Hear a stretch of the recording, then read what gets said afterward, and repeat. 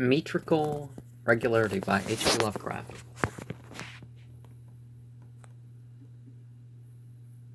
Detoriores omnes sumus essentia terrens. Of the various forms of decadence manifest in poetical art of the present age, none strikes more harshly on our sensibilities than the alarming decline and that harmonious regularity of metre which adorn the poetry of our immediate ancestors. That metre itself forms an essential part of all true poetry, is a principle which not even the assertions of an Aristotle or the pronouncements of a Plato can disestablish. As an old critic as Dionysius of Halicarnassus and as modern a philosopher as Hegel have each affirmed that versification in poetry is not alone a necessary attribute, but the very foundation as well. Hegel, indeed, placing metre above metaphorical imagination as the essence of all poetic creation. Science can likewise trace the metrical instinct from the very infancy of mankind, or even beyond to the pre-human age of the apes. Nature is in itself an unending succession of regular impulses. The steady reoccurrence of the seasons and of the moonlight, the coming and going of the day, the ebb and flow of the tides, the beating of the heart and pulses, the tread of the feet in walking, and countless other phenomena of like regularity have all combined to inculcate in the human brain a rhythmic sense which is as manifest in the most uncultivated as in the most polished of peoples.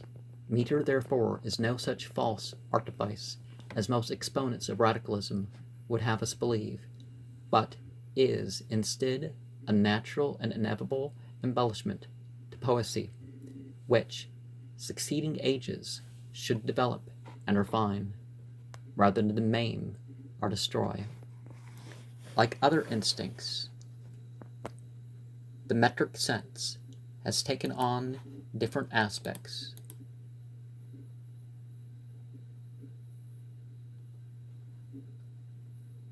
Among different races, savages shew it in its simplest form while dancing to the sound of primitive drums. Barbarians display it in their religious and other chantings. Well, calling someone barbarous because it's a different group of languages than your language. Civilized peoples utilize it for their formal poetry, either as a measure of quantity, like that of Greek and Roman verse, or as measured accentual stress, like that of our own English verse. Precision of metre is thus no mere display of meretricious ornament, but a logical evolution from eminently natural sources. Is the contention of the ultra-modern poet, as enunciated by Mrs. J.W. Renshaw in her recent article on the autocracy of art, The Looking Glass for May, that the truly inspired bard must chant forth his feelings independently of form or language, permitting each changing impulse to alter the rhythm of his lay, and blindly resigning his reason to the fine frenzy of his mood. This contention is, of course, founded upon the assumption that poetry is super-intellectual, the expression of soul which outranks the mind and its precepts. Now, while avoiding the impeachment of this dubious theory, we must needs remark that the laws of nature cannot so easily be outdistanced.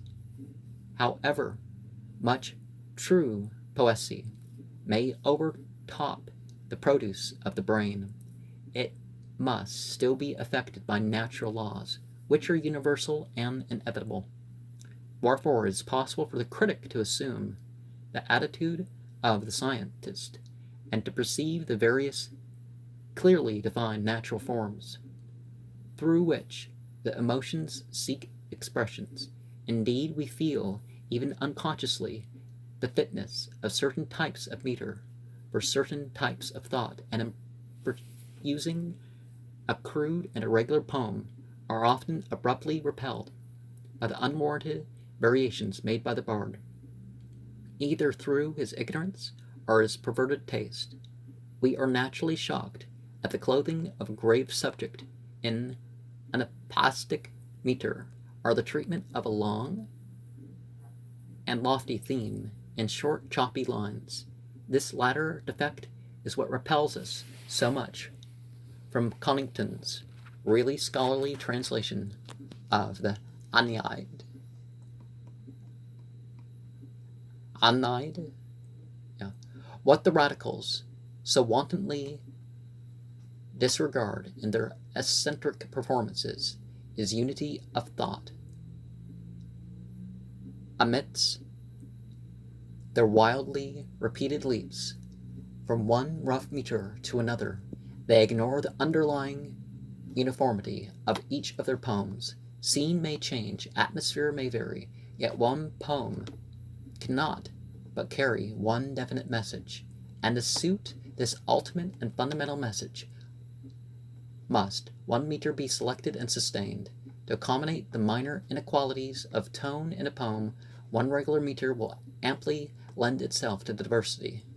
Our chief, but now unknowingly neglected measure, the heroic couplet, is capable of taking on infinite shades of expression by the nice selection and sequence of words, and by the proper placing of the caesura or pause in each line.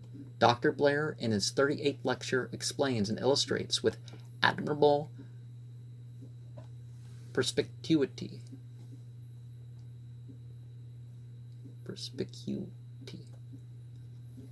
the importance of the caesura's location in varying the flow of heroic verse. It is also possible to lend variety to a poem by using very judiciously occasional beat of a meter different from that of the body of the work. This is generally done without disturbing the syllabification, and it in no way impairs or obscures the dominant measure. Most amusing of all the claims of the radical is the assertion that the true poetic fervor can never be confined to regular meter, that the wild-eyed, long-haired rider of Pegasus must inflict upon a suffering public in unaltered form the vague conceptions which flit in noble chaos through his exalted soul, while it is perfectly obvious that the hour of rare inspiration must be improved without the hindrance of grammars or rhyming dictionaries. It is no less obvious that the succeeding hour of the calmer contemplation may very profitably be devoted to amendment and polishing. The language of the heart must be clarified and made intelligible to other hearts, else its purport will forever be confined to its creator. If natural laws of metrical construction be wilfully set aside, the reader's attention will be distracted from the soul of the poem to its uncouth and ill-fitting dress. The more nearly perfect the meter, the less conspicuous its presence. Hence, if the poet desires supreme consideration for his matter, he should make his verses so smooth that the sense may never be interrupted. The ill effect of the metrical laxity on the younger generation of poets is enormous. These latest suitors of the muse, not yet sufficiently trained to distinguish between their own artless crudities and the cultivated monstrosities, and the educated but radical bard, come to regard with distrust the orthodox critics, and to believe that no grammatical, rhetorical, or metrical skill is necessary to their own development. The result cannot be but a race of churlish cacophonous hybrids, whose amorphous outcries will waver uncertainly betwixt prose and verse, absorbing the vices of both and the virtues of neither. When proper consideration shall be taken of the perfect naturalness of polished metre, a wholesome reaction against the present chaos must inevitably occur, so that few remaining disciples of conservatism and good taste may justly entertain one last lingering hope of hearing from modern lyres the stately heroics of Pope, the majestic blank verse of Thomson, the terse octosyllabics of Swift, the sonorous quatrains of Gray, and the lively anapasts of Sheridan, and more. And so, one of the things we obviously see if we look into it, we find that through Persia, both the ancient Persian religion and what happened with the Quran, and in other religious traditions, the style of the scripture, just like in English, how we've talked about the King James Version of the Bible, well, there's over 100 of them, but, same thing. King James really, but faithful to the 1611, but we've made a bunch of changes, right? That the style, whether by mimicry or attempted mimicry usually, a